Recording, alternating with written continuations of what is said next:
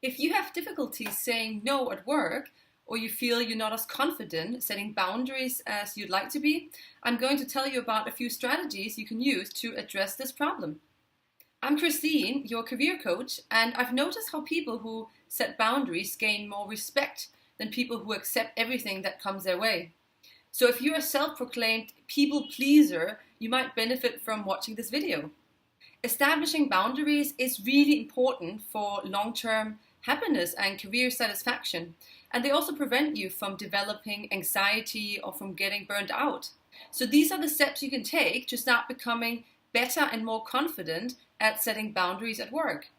Number one, always think before you react. Never just say yes before you get a chance to think. Most of the people I work with are ambitious professionals who want to impress their boss and do well in their role. That in itself is great, but it often means that they accept spontaneous work requests without taking the time to think and reflect. Next time your boss or your colleague asks you to do something new, take a step back and think before you speak. Something you can usually say immediately is, "I'd really like to help, but I need to check my schedule." Or, "Thanks for thinking of me. I'd love to help, but I need to speak to XYZ to check our deliverables." Not only does this give you time to think and calm yourself down, it also shows maturity and professionalism, which puts you in a really positive light. Number two, identify your limits. Now that you've bought some time, remind yourself of your limits. Particularly when you're starting a new job, identifying your emotional and mental limits is very important. But also, if you've been in the same role for a while, take some time to think about what you're willing to do, like working late, answering emails out of office hours, or who to give your personal mobile number to. Is crucial. For example, in one of my earlier jobs, I was so keen on impressing my boss that in the first few weeks I stayed late doing stuff that really wasn't that urgent and replied to emails after 10 p.m. That's a really bad idea. Once those limits are set, even if you didn't set them knowingly, they act as parameters which your boss and colleagues will use to interact with you from then on. In other words, once you stop doing this extra work, it looks as if you're slacking off.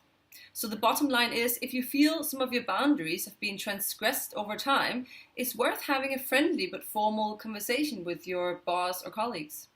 And if you're starting a new role, thinking about what boundaries you want is one of the first things you should do. Number three, weigh up the pros and cons. Now it's time to ask yourself these questions. Is the task something that will benefit my role? Is it important to the company? Does it require my skills, or can someone else do it? Is it something that interests or even excites me? Is it something I can do that won't interrupt my other work too much? Dwell on your answers and, if possible, sleep on them. Number four, allow yourself to set boundaries.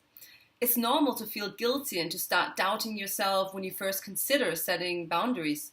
Often we fear how the other person is going to react and whether we're going to hurt their feelings. This is totally normal, and the best way to tackle this is by starting out small. What's a small thing you can practice saying no to that doesn't cause you to break out in a sweat just at the thought of it? Try it out and see how it made you feel. You'll likely feel proud of yourself and more confident. And of course, you become better and better each time you practice this. Number five, accept there's a cost to any action. Remind yourself that whether you choose to do something or to not do something, it comes at a cost.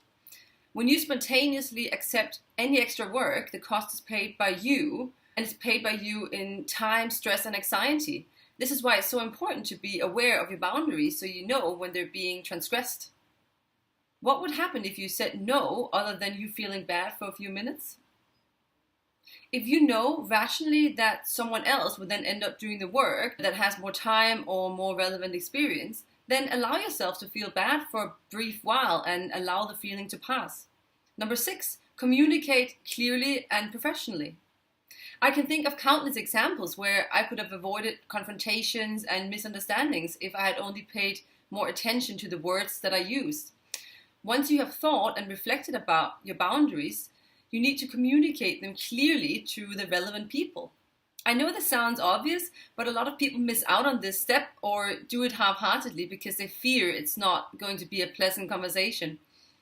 You have to communicate with people clearly, precisely, and confidently.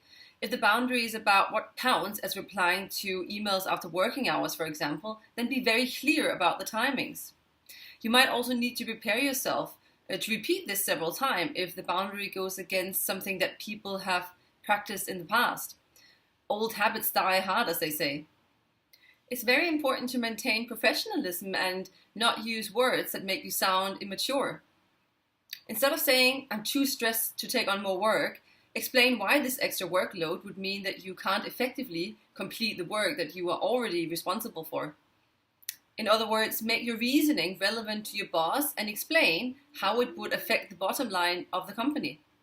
If I have to do X, I'll risk not having enough time to do the necessary research on client Y, which we agreed in a last meeting is one of the company's top priorities. You get the drift.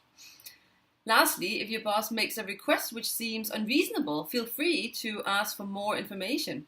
Don't assume it's unreasonable and then bite your tongue. Instead ask, "Can you tell me more about why you need this done?" You could then also clarify what you should prioritize given your present workload. If said with confidence and positivity, this is a perfectly reasonable request and should save you from a lot of stress and anxiety. Number 7, offer to help in a different way. Show your boss or colleague that you really do care by offering to help them in another way. For example, could you offer your advice or feedback further down the line? Or could you suggest someone else in the company who has more relevant experience or more time to do the task? Number 8, bring up a boundary violation immediately. When a boundary has been transgressed, do not stay quiet and then dwell on the problem for days or even weeks. You need to bring it to the attention of your boss or colleague immediately, otherwise you lose momentum and power. Get your thoughts in order, get calm and focused, but if possible, don't wait more than a day. So to conclude, I found these strategies super useful in conversations with bosses, colleagues, and even family members. Try them out and you'll likely save yourself a lot of stress, anxiety, and frustration without it affecting your status in the company. In fact, you'll come across as more polished and professional, as well as being able to complete your work more effectively. Thank you so much for watching. And if you like this video, then do click the like button below. Make sure to subscribe to my channel. And I'm looking forward to seeing you again in the next video. Bye!